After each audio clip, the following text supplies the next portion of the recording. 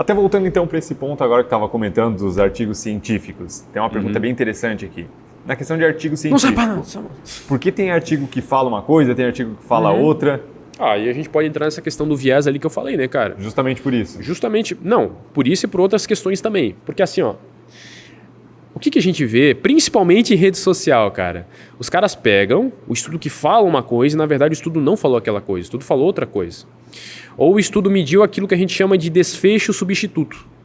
O que é um desfecho substituto? Por exemplo, um mecanismo que pode estar relacionado com aquele desfecho, com aquele resultado que foi avaliado no estudo. Então, por exemplo, hipertrofia muscular, as formas de medição da hipertrofia muscular, o padrão ouro hoje é ressonância magnética. Certo. Ou ultrassonografia pode ser usado também. E daí os caras pegam um estudo que avaliou a atividade eletromiográfica.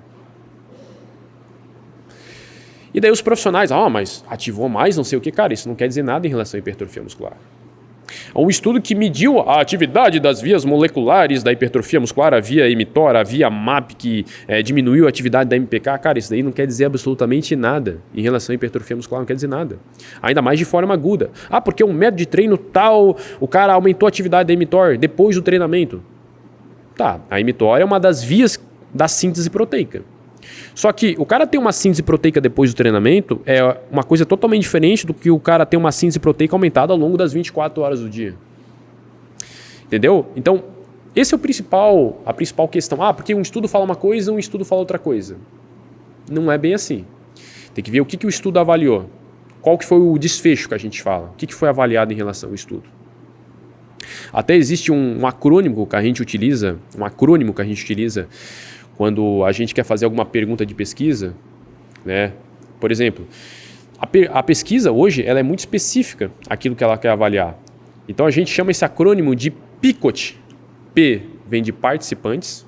Então, por exemplo, um estudo que aplicou um treinamento em sedentários, ele avaliou esse resultado em sedentários. Isso não pode ser extrapolado, o resultado disso daqui, para indivíduos avançados. Um estudo que teve um I de intervenção, aplicou uma determinada intervenção, por exemplo, agachamento, eu não posso extrapolar para outro exercício, por mais que sejam exercícios muito semelhantes. O estudo verificou que o agachamento completo gerou mais hipertrofia que o agachamento parcial. Por quê? Leva o glúteo a um comprimento longo. Então, provavelmente, se eu aplicar um exercício que leva o glúteo num comprimento longo, por exemplo, teve um pesquisador aí, que denominou um exercício como variação Krause do glúteo na polia. Porque leva o glúteo num comprimento longo e as evidências mostram que o agachamento em comprimento longo gera mais hipertrofia, então provavelmente vai gerar mais hipertrofia no glúteo na caneleira. Na caneleira não, na polia. A gente não pode dizer isso, porque um estudo aplicou uma intervenção específica. E ele é específico para essa intervenção aqui, não para outra, por mais que sejam muito semelhantes. Tem o C, que vem de control, que é o grupo de comparação. Então foi comparado o quê? Elevação pélvica comparado ao agachamento? Beleza, não posso extrapolar para outros exercícios, outras comparações também. O vem de outcome, que é o resultado, que é o que a gente falou. Cara, hipertrofia muscular é hipertrofia muscular. Não posso extrapolar para ativação muscular e outras questões. E tem o T, que é time point, ponto no tempo. Isso daqui foi avaliado no curto prazo, eu não posso extrapolar para o longo prazo, cara.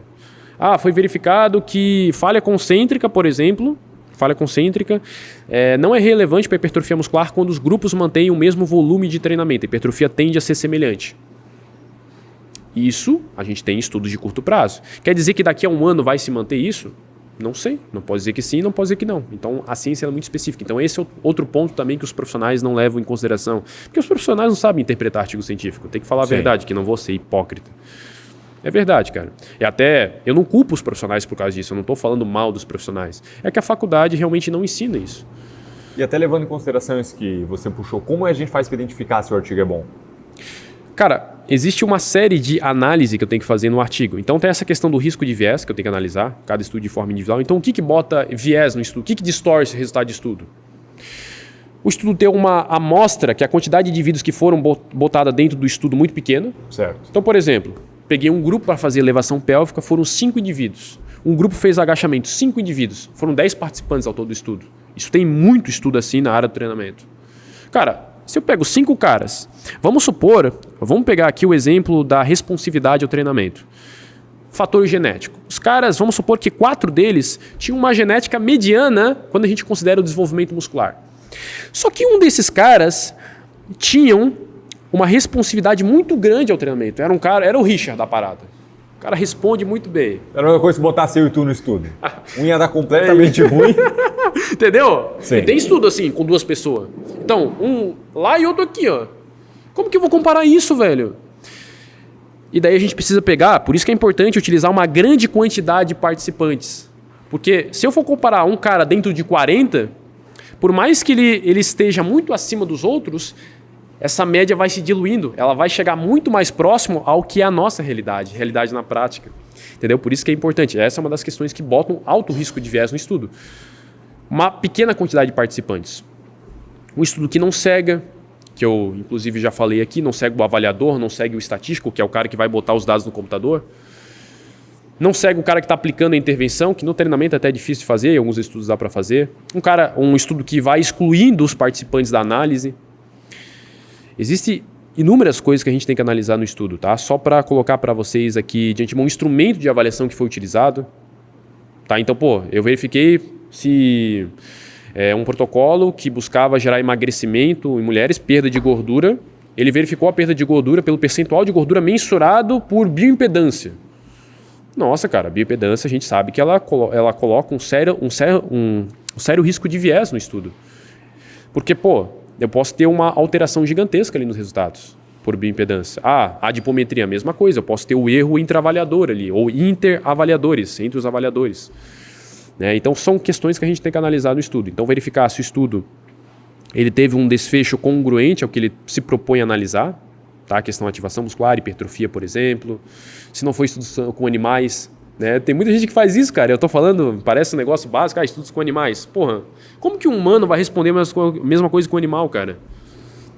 Cara, é parente dos primatas, dá pra fazer. Dá pra fazer, dá pra botar tudo junto. Bota o macaco pra fazer supino. Não, e o pessoal pega isso daqui, tem um cara na área do treinamento, um cara americano, ele pega estudos com modelos animais, cara, e ele coloca aquilo como se fosse a verdade absoluta. E tem uma porrada de profissionais que acreditam nisso, cara.